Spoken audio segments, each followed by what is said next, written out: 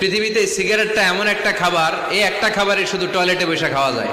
তামাক গাছ যেখানে চাষ করে ওইখানে কোনো বেড়া দেওয়া লাগে না, ওটা ছাগলও খায় না।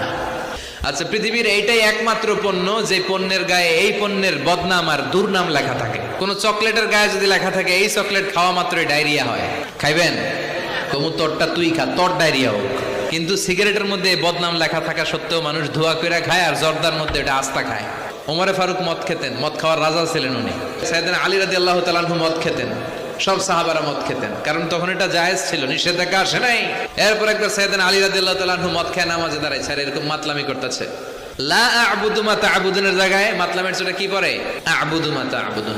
তখন আয়াত নাজিল হলো, লা তাকরাবুস সালাতা ওয়া আনতুম সুকারা।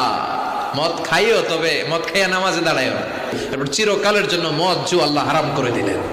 আল্লাহ একবারে হারাম করলে ভয়ঙ্কর অবস্থা হতো, আল্লাহ ধীরে ধীরে হারাম করলেন। তো যারা